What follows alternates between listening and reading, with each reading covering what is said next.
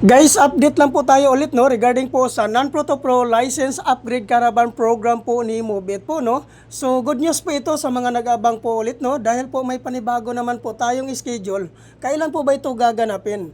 Gaganapin po ito guys sa March 12, 2025 po.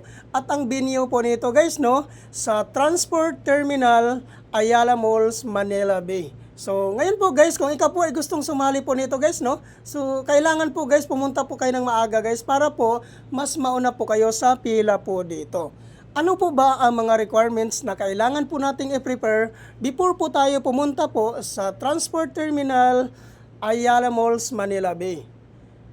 Ang number 1 po na requirements po dito, which is NBI clearance.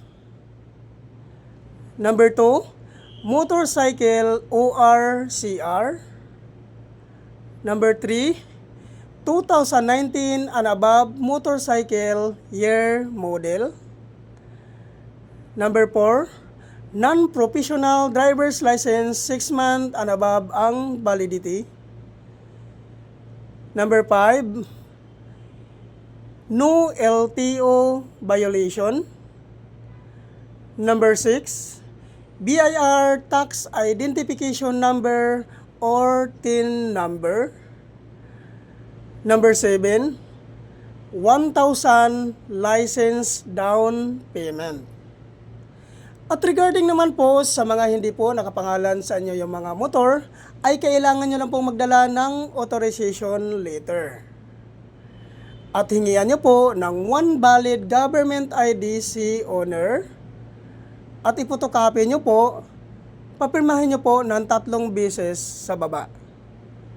Tungkol naman po doon sa mga sikanhan po na pagkabili ng kanilang mga motor, ay kailangan nyo lang pong magdala ng deed of sale.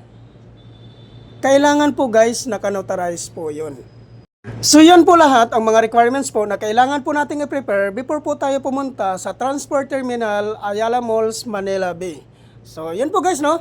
At ang kagandahan po dito guys, pag once ma-activate po kayo dito po sa Mobit po, no? Maabil mo po ang zero commission po ni Mobit.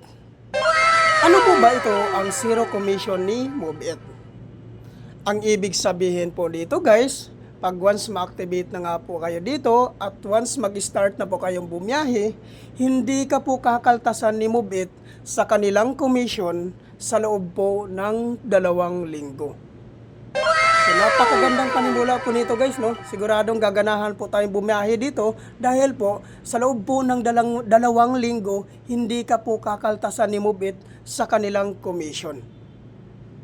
So, yan po guys, no? Pag once po na ikaw po ay gustong sumali po dito guys at balak mo pong pumunta, ipin location nyo lang po guys, no? Ang Transport Terminal Ayala Malls, Manila Bay. So, yan po yung venue po ng gaganapan ng Non-Proto Pro License Upgrade Caravan po ni Mobit. Take note lang po guys, no, na limited slot lang po ito. 400 applicants lang po ang tinatanggap po dito.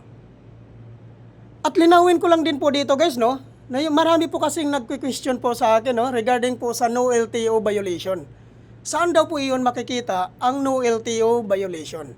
So lahat naman po siguro tayo guys, meron na po tayong LTMS portal account. So doon nyo po makikita kung may violation po kayo sa LTO. Napakadali na naman po guys, hanapin po doon guys sa portal nyo po. Thank you for watching.